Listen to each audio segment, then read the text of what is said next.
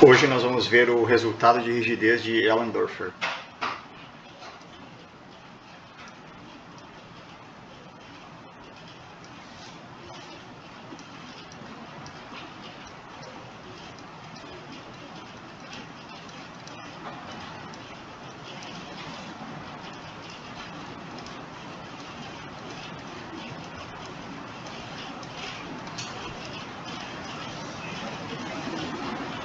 O teorema de Allendorfer é uma generalização para a codimensão arbitrária do resultado de B-Skilling para hipersuperfícies. O teorema de B-Skilling ele afirma que uma hipersuperfície em espaço de forma com pelo menos 3 curvaturas principais não nulas em todo ponto é rígida.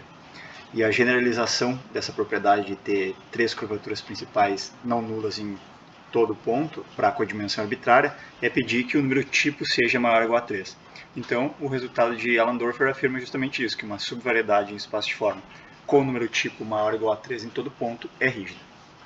Então, vamos começar com duas formas bilineares alfa e alfa-til, de V, um espaço vetorial de dimensão n munido de um produto interno positivo definido, cartesiano V, em um outro espaço vetorial U de dimensão P, também com produto interno positivo definido. Então, V e U aqui são espaços vetoriais de dimensão finita.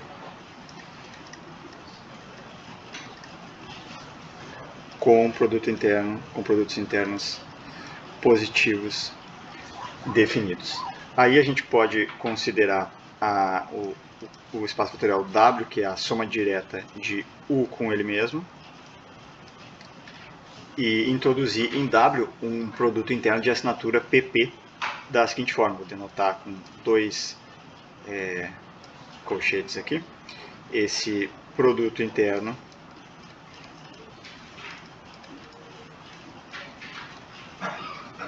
de assinatura PP, que é justamente a subtração dos dois produtos internos, ou seja, o xi-til, produto interno com eta-til, vai ser o produto interno de xi com eta, menos o produto interno de xi-til com eta-til. De modo que esse aqui é o produto interno em U, né? Então esse novo produto interno aqui vai ter, em W, vai ter a assinatura PP. E aí eu posso construir a forma bilinear beta, que é simplesmente a soma direta da alfa e da alfa-til. Então ela vai de V cartesiano V agora em W, que tem dimensão 2P, simplesmente como alfa soma direta com alfa-til. E agora, o resultado de Allendorfer, ele é um resultado puramente algébrico. Ele se baseia no fato de que essa forma bilinear beta, se ela for flat, e o número tipo da alfa for maior ou igual a 3, então vai existir uma isometria linear de U, levando o alfa em alfa-til. Então, a proposição diz o seguinte. A proposição afirma o seguinte. Assuma que aqui eu posso dizer, o número tipo pode ser tanto à esquerda quanto à direita, né? Porque nesse caso, esse resultado aqui, ele é simplesmente algébrico, a gente não pede, não existe a simetria da forma bilinear. No nosso contexto das singularidades, a forma bilinear vai ser simétrica, então o número tipo à esquerda e à direita vão coincidir. Mas aqui, para os propósitos desse resultado que é puramente algébrico, eu posso supor que o número tipo, tanto à esquerda ou à direita, seja maior ou igual a 3. Assuma que o número tipo número tipo à esquerda ou à direita, vou denotar por tal, número tipo de alfa, e vou pedir que ele satisfaça, que ele seja maior ou igual a 3.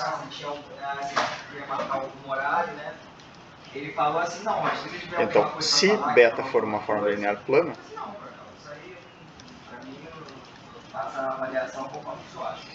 a conclusão é que vai existir uma isometria linear de U.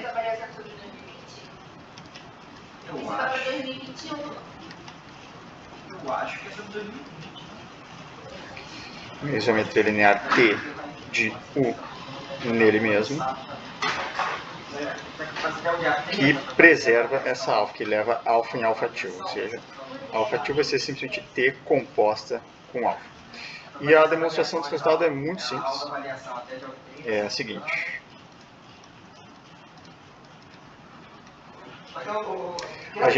Basta a gente mostrar que beta é nula, né? Pelo resultado que a gente viu no início do estudo de formas lineares planas, a gente sabe que se beta é nula, vai existir essa isometria levando alfa em alfa-2, e além disso, se o primeiro normal da alfa coincidir com...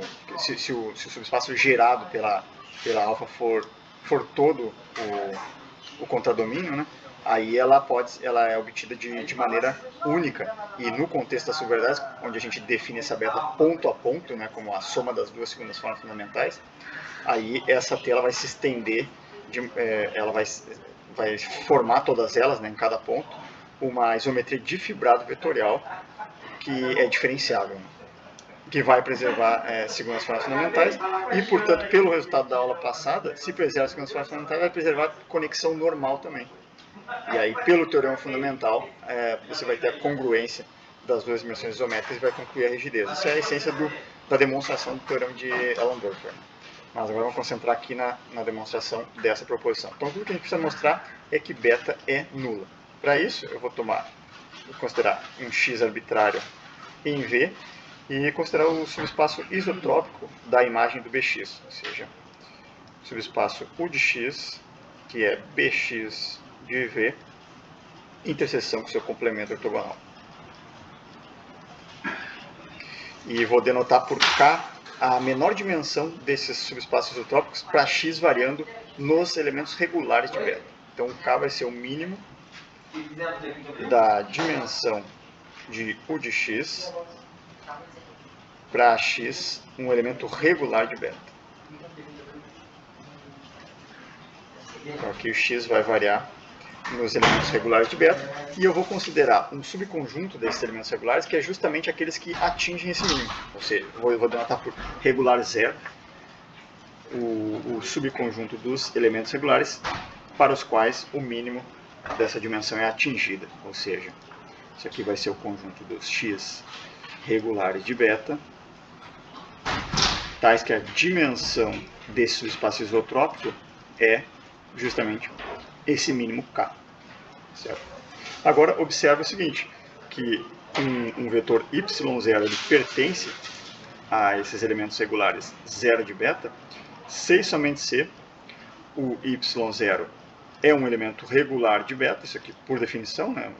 Os elementos regulares 0 são subconjuntos dos elementos regulares por definição, e além disso, existem vetores z1 até z ρ menos k, onde ρ é a dimensão da imagem do Bx, que como ele é um elemento regular, essa dimensão é máxima, né? Então existem esses vetores aqui, z1 até z ρ menos k, tais que, então esse aqui, o ρ é simplesmente a dimensão da imagem do BY0, aqui nesse caso, né? Tais que o determinante da matriz de produtos internos é diferente de zero. O determinante da matriz CIJ é diferente de zero, onde CIJ é a matriz dos produtos internos, ou seja, produto interno com respeito a esse produto interno de ação por PP que a gente definiu em W. É simplesmente beta de Y0 ZI, que nada mais é do que BY0 de ZI, né? Produto interno com beta de Y0 ZJ. Isso aqui para IJ variando entre 1 e ρ menos K. Isso simplesmente porque a gente pode considerar um subespaço transversal a esse subespaço isotrópico na imagem, né?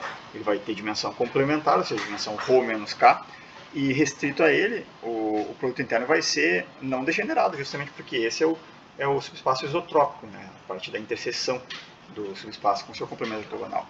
Então, em um subespaço transversal a U dentro da imagem, vai ser não degenerado o produto interno, a matriz dos produtos internos vai ter determinante diferente de zero, né? Então, isso caracteriza os elementos regulares zero de beta. São aqueles elementos regulares para os quais existem esses vetores Z1 até esses Rho menos K vetores, para os quais a matriz do produto interno tem determinante diferente de zero. Agora, considere um elemento regular x qualquer e um outro elemento regular zero, y0 qualquer. Então, como os elementos regulares são abertos, vai existir um intervalinho em torno do zero, tal que quando eu considero o vetor xt, que é simplesmente x mais t vezes y0, vai existir um epsilon maior que zero, tal que esse cara aqui ainda é um elemento regular para todo t com valor absoluto menor do que epsilon. Tem um intervalinho ali em torno do zero, para o qual esse cara ainda é um valor regular, simplesmente porque os valores regulares, os elementos regulares são abertos. Então agora denota por b e j de t a matriz dos produtos internos, substituindo-se nessa expressão y0 por esse xt aqui, ou seja, o b e j de t vai ser o produto interno de beta de xt zi com beta de xt zj.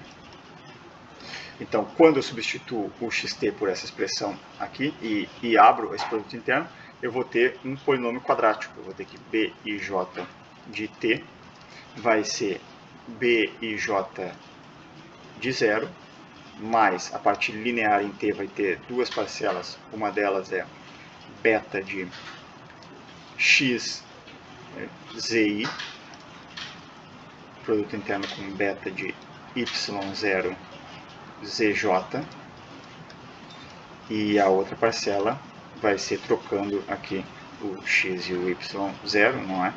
Ou seja, vai ser o produto interno de beta de y0 zi com beta de x zj. Essa vai ser a parte linear em t desse polinômio quadrático, e a parte quadrática vai ser justamente o c e j, né, que você substituir o y0 aqui, que vai dar justamente a expressão que a gente define como c e j, cujo determinante dessa matriz a gente sabe que é diferente de zero. Então, quando a gente toma o determinante da matriz b e j de t, isso vai dar um polinômio em t de grau duas vezes a dimensão da matriz, ou seja, duas vezes Rho menos K, cujo coeficiente líder é o determinante do c e j, que é diferente de zero. Então, ele vai ter apenas um número finito de zeros. E, portanto, eu vou poder diminuir, eventualmente, esse epsilon aqui, encontrar um intervalinho menor, tal que o determinante vai ser sempre diferente de zero, exceto possivelmente em zero, que pode ser um zero do polinômio. Certo? Então, isso vai nos permitir concluir justamente a densidade dos elementos regulares zero nos elementos regulares, que, por sua vez, são densos no espaço V.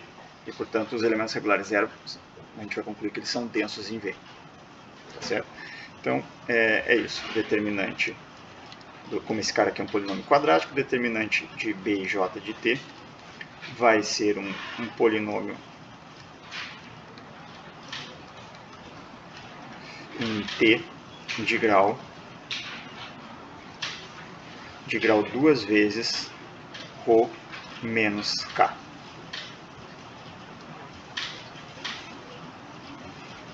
Com coeficiente líder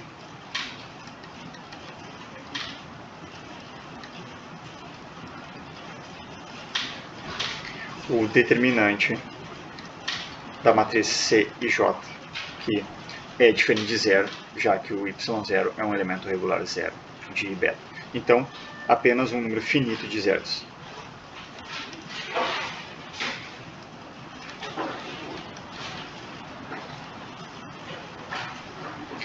Número finito de zeros, portanto, vai existir um epsilon', eventualmente menor do que o epsilon, tal que o determinante da matriz B e J de t vai ser diferente de zero para todo t com valor absoluto estritamente maior do que zero. A gente não pode garantir que o zero não seja um zero do polinômio, né? Mas o importante é que, como é finito, a gente pode isolar esse zero aí, esse zero eventual. Tá certo? E aí, com isso, a gente conclui então justamente que os elementos regulares 0 eles são densos nos elementos regulares, que por sua vez são densos em V. Então, com esse raciocínio a gente conseguiu aqui, né, elementos regulares 0, porque essa propriedade ela caracteriza, como a gente argumentou aqui, os elementos regulares 0. Então a gente está vendo que a gente está obtendo elementos regulares 0 arbitrariamente próximos de um x regular arbitrário, ou seja, eles são densos. Então, os regulares 0 de beta, por esse argumento, são um subconjunto denso nos elementos regulares de beta, que por sua vez são densos em V, e consequentemente a gente conclui que os elementos regulares 0 de beta são um subconjunto denso em V. Certo? Agora, suponha que essa dimensão mínima do subespaço isotrópico aqui seja menor ou igual a P-1. Suponha por absurdo que essa dimensão seja menor ou igual a P-1. E considera então uma base de U, Xi1 até Xp, uma base de U, e considera os operadores de forma da alfa em relação a essa base, ou seja, a Xj aplicado em x ponto y, definido como alfa de xy ponto xj, onde, claro, aqui nessa expressão, a gente está denotando o produto interno com o mesmo símbolo, mas é claro que esse produto interno aqui é o produto interno positivo definido de V, enquanto que esse do lado direito é o produto interno positivo definido de U, certo? Os operadores de forma, então, de alfa com respeito a essa base de U. Agora, pela hipótese do número tipo da alfa ser maior ou igual a 3, vão existir 3 vetores em V, tais que quando eu aplico todos esses operadores de forma aqui, dessa base, eles vão dar todos Li. Portanto, o espaço gerado por eles vai ter dimensão 3 vezes P, certo? Devido à hipótese, então, do número tipo ser maior ou igual a 3, ou seja, vão existir x1, x2, x3 vetores de V, tais que a dimensão do subespaço gerado por todos os operadores de forma AXJ aplicados em todos esses xi, para I, então, entre 1 e 3, e para J entre 1 e P, isso aqui vai ter dimensão 3P. Certo? Simplesmente por definição do número tipo e pelo fato do número tipo ser maior ou igual a 3. E além disso, a gente pode assumir que esses xi eles são elementos regulares 0 por densidade, né? Por continuidade, esses caras vão continuar sendo Li, né? Uma vizinhancinha. E como os elementos regulares 0 são densos em V, a gente pode então assumir que esses x1, x2, x3 são de fato elementos regulares 0. Então, assumindo isso, que eles são elementos regulares 0 de beta, o que a gente tem? Quem é o complemento ortogonal desse subespaço aqui? O complemento ortogonal em V que vai ter dimensão n-3p. Bom, o complemento ortogonal é simplesmente o conjunto dos z pertencentes a V, tais que alfa de xi z é igual a 0 para I entre 1 e 3. Simplesmente porque quando a gente toma o produto interno desse cara com xj, a gente obtém justamente essa expressão aqui, né? E aí conclui que esse S de fato é o complemento ortogonal desse gerado por AXJ xi, certo? Então, com essa definição, nós temos que o S é simplesmente o complemento ortogonal do seu espaço gerado pelos AXJ xi para I entre 1 e 3 e J entre 1 e P. O complemento ortogonal desse subespaço é justamente esse S que a gente definiu aqui acima. E como esse espaço tem dimensão 3P, esse complemento ortogonal vai ter dimensão, então, n-3P. A dimensão de S vai ser n-3P. Agora, observe o seguinte. A dimensão da imagem do BX1, eu afirmo que ela é menor ou igual a 2P menos a dimensão do seu subespaço isotrópico. Simplesmente porque o subespaço isotrópico ele é justamente a interseção da imagem com o seu complemento ortogonal. Em particular, ele está contido no complemento ortogonal. E a gente sabe que as dimensões de um subespaço e do seu complemento ortogonal, eles são complementares. Isso vale para qualquer produto interno não degenerado. Então, se eu passo aqui para o outro lado, né, e como esse cara está contido no complemento ortogonal, a soma da dimensão da imagem do BX1 com o seu subespaço isotrópico é menor ou igual à soma da dimensão da imagem do BX1 com o seu complemento ortogonal, que é igual a 2P, que é a dimensão total do espaço W. Né? Então, vale isso daqui. E aí, agora aplicando então o teorema do posto nulidade para essa transformação linear BX1, a gente conclui que a dimensão do núcleo da BX1 é maior ou igual à dimensão do V, que é N, menos a dimensão da imagem, que é menor ou igual a 2P menos K. Lembrem que esses, como a gente supôs aqui, né, que o x1, x2, x3 eram regulares zero, a dimensão do subespaço isotrópico é a mínima, é esse K. Então isso aqui vai ficar 2P menos K. Como está menor ou igual, aqui vai ficar maior ou igual a N menos 2P mais K. Tá certo? Agora, pelo resultado básico de formas bilineares planas, a gente sabe que qualquer outra transformação linear B, por exemplo, a BX2, ela manda o núcleo da BX1 no seu subespaço isotrópico.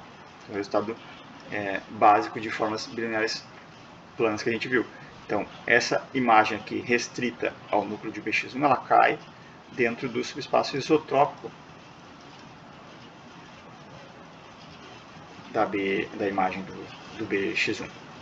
Portanto, a gente pode considerar a transformação linear BX2 barra, que é simplesmente a BX2 restrita ao núcleo da BX1.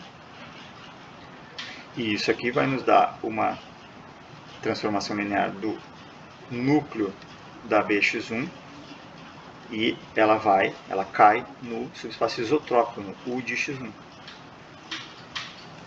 E além disso, quem é o núcleo dela? Simplesmente ela é a restrição ao núcleo de BX1. Então o núcleo dessa transformação linear é simplesmente a interseção dos dois núcleos. O núcleo de BX2 barra é simplesmente o núcleo de BX1 interseção com o núcleo de BX2, certo? E agora, se eu aplico o teorema do posto de nulidade para essa transformação BX2 barra, o que eu obtenho? Vou obter que a dimensão do núcleo da BX2 barra é maior ou igual à dimensão do seu domínio, que é o núcleo de BX1, dimensão do núcleo de BX1, menos a dimensão do seu contradomínio, que é o subespaço isotrópico do x1.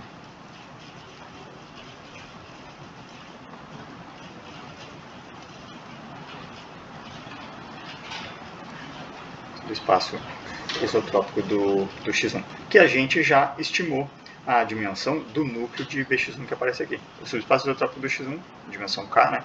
Então, como essa dimensão do núcleo de BX1 é maior ou igual a N menos 2P mais K, esse cara tem dimensão K, isso aqui vai ficar maior ou igual a N menos 2P. Certo? Então, feita essa estimativa para o núcleo da BX2 barra, a gente pode analogamente agora definir a BX3 barra simplesmente como a BX3 restrita ao núcleo da BX2 barra. BX3, então, a BX3 barra vai ser a BX3 restrita ao núcleo da BX2 barra. Então ela vai do núcleo, transformação linear aqui, ela vai do núcleo da BX2 barra e vai onde?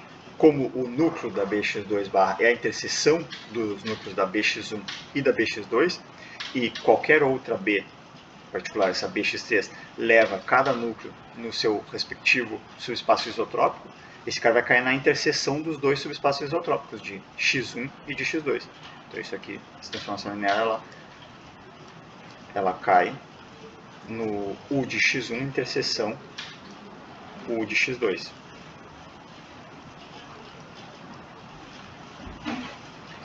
E aí agora a gente pode... E quem é o núcleo dela, né? O núcleo dela é simplesmente a interseção do núcleo da bx3 com o núcleo da bx2 barra, que é o domínio dela, né? Que é a interseção dos núcleos das duas anteriores, da bx1 e da bx2. Então ela é a interseção dos três núcleos. O núcleo dessa bx3 barra é simplesmente a interseção para j entre 1 e 3 do núcleo da bxj. Interseção dos três núcleos. E aí, finalmente, a gente pode aplicar mais uma vez o posto nulidade agora para essa transformação linear bx3 barra. E aí a gente obtém o seguinte, a dimensão do núcleo da bx3 barra é maior ou igual à dimensão do seu domínio, que é o núcleo da bx2 barra,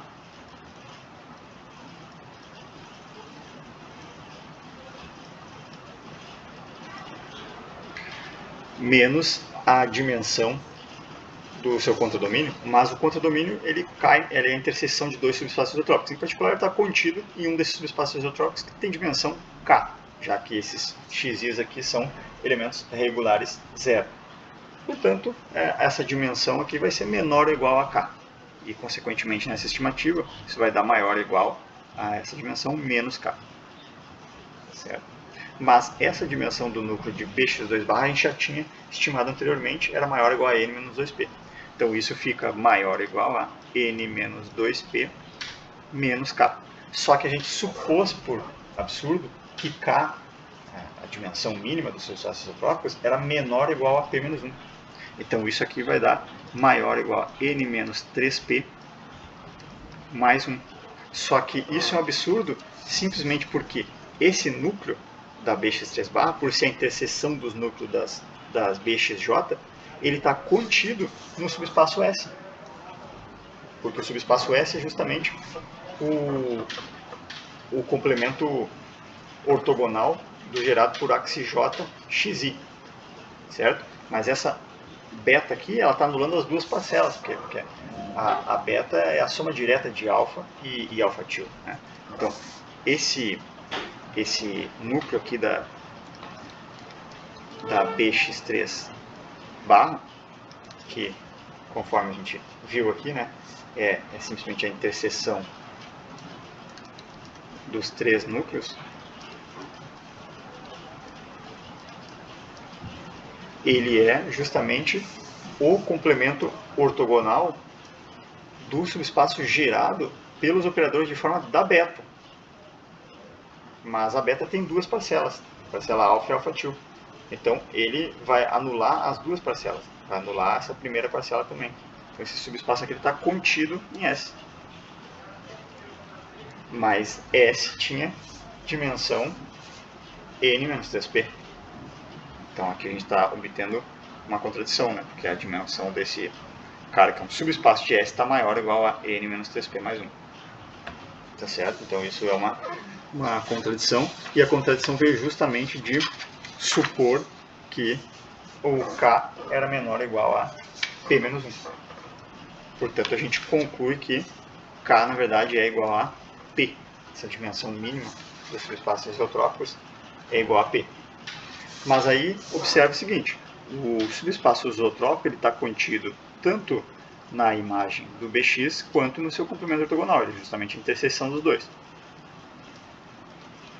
Entretanto, a gente sabe que as dimensões desses dois subespaços são complementares, ou seja, a dimensão da imagem do bx mais a dimensão do seu complemento ortogonal é igual à dimensão de todo o espaço W, que é 2p. Então, a única possibilidade, se o x é um elemento regular zero, né, para todo x elemento regular zero, a dimensão, a gente está vendo que a dimensão do subespaço isotrópico, a gente concluiu aqui que é P. Então, como pode, né? Essa dimensão aqui é P e ele está contido nesses dois subespaços, cuja soma das dimensões é 2P. A única possibilidade é que os subespaços sejam iguais. Para qualquer x elemento regular zero de beta, a gente conclui a partir daqui que a imagem é isotrópica, ela coincide com o seu complemento ortogonal. Tá certo? Ou seja, a imagem ela é isotrópica. Isso para todo x elemento regular zero de beta. Mas como os elementos regulares zero, vimos aqui que são densos em V, aí segue que beta é nula pelos resultados das aulas anteriores. A gente viu que para concluir que beta é nula, a gente viu nas aulas anteriores, que bastava a gente mostrar justamente que a imagem do Px é isotrópico para x variando em um subconjunto denso. E é exatamente isso que a gente está concluindo aqui. Certo? Então, portanto, pelos resultados anteriores, a gente conclui que a beta é nula. E aí, pelo resultado central, que a gente viu no início do estudo de formas bilineares planas, vai existir essa isometria linear de U, levando o alfa em alpha 2. E isso conclui a demonstração. E agora a gente está em condições, então, de demonstrar o teorema de rigidez de Allendorfer, que afirma justamente que uma subvariedade em espaço de forma com número tipo maior ou igual a 3 em todo ponto é rígida. Então, o enunciado é o seguinte, teorema, uma generalização direta do B-scaling para codimensão arbitrária. Ele diz que uma imersão isométrica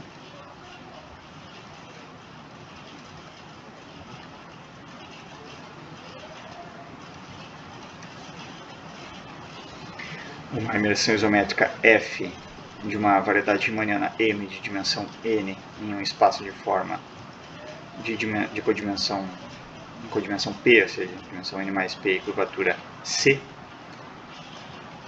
com o número tipo maior ou igual a 3 em todo ponto, é rígida.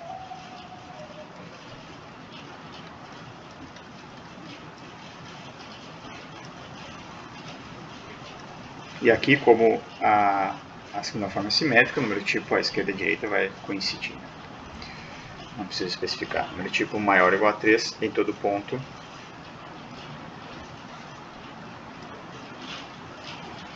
é necessariamente rígida. E a demonstração é uma aplicação direta da proposição anterior, do resultado inicial que a gente viu no estudo de formas bilineares planas, e do teorema fundamental. Todos esses ingredientes combinados vão nos dar o teorema de rigidez de Allendorfer. De fato, seja F2 uma outra imersão isométrica da mesma variedade riemanniana M, no mesmo espaço de forma Q de dimensão N mais P e curvatura C. Então a gente pode considerar a forma bilinear beta de x em cada ponto, que é simplesmente a soma das segundas formas fundamentais.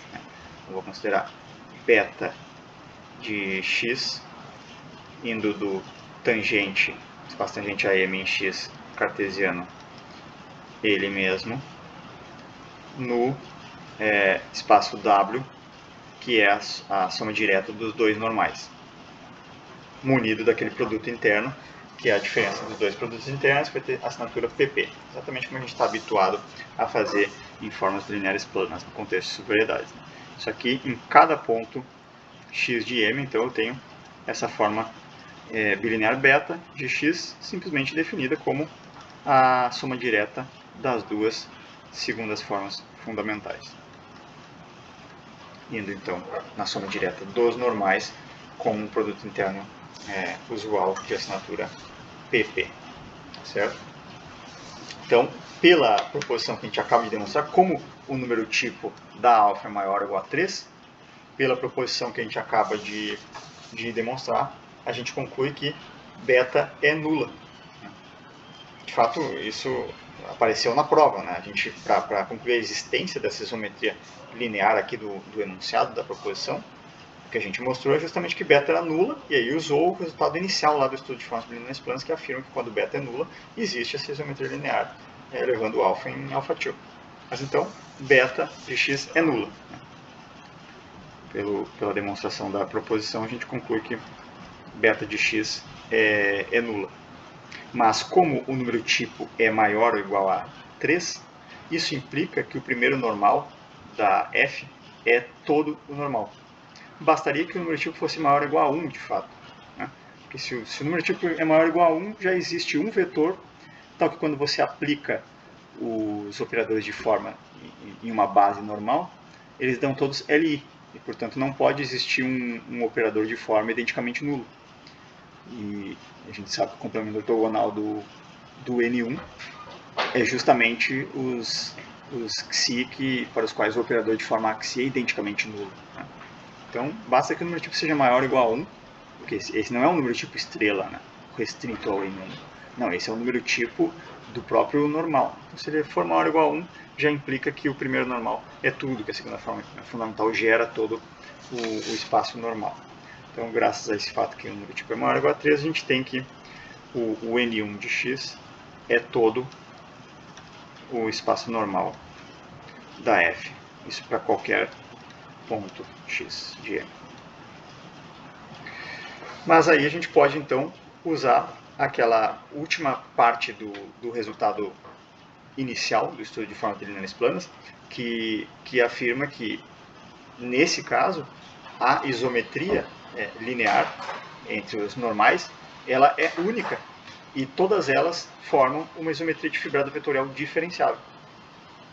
Então, é isso que a gente está concluindo aqui, que existe uma isometria de fibrado vetorial diferenciável T entre os fibrados normais da F e da F2, preservando segunda forma fundamental.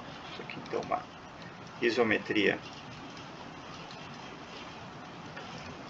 de fibrado vetorial diferenciável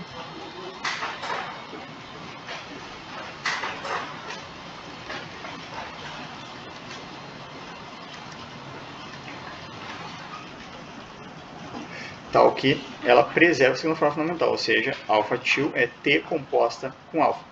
Mas se preserva a segunda forma fundamental e o primeiro normal de uma delas é tudo, pelo resultado da aula anterior, a gente sabe que preserva também conexão normal automaticamente.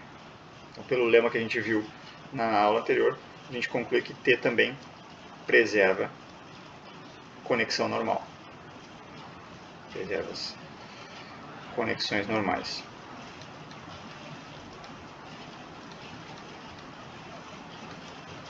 Ou seja, existe uma isometria de fibrado vetorial diferenciável entre os fibrados normais, preservando segunda forma fundamental e conexão normal. Logo, pelo teorema fundamental, F e F2 são congruentes. Então, o teorema fundamental nos dá que F e F2 são congruentes. Para qualquer F2, qualquer outra imersão isométrica arbitrária, né, de M nesse espaço de forma, ela é congruente ao original, ou seja, a imersão F é rígida, como nós queríamos demonstrar. Então, isso conclui a demonstração. E isso conclui por hoje.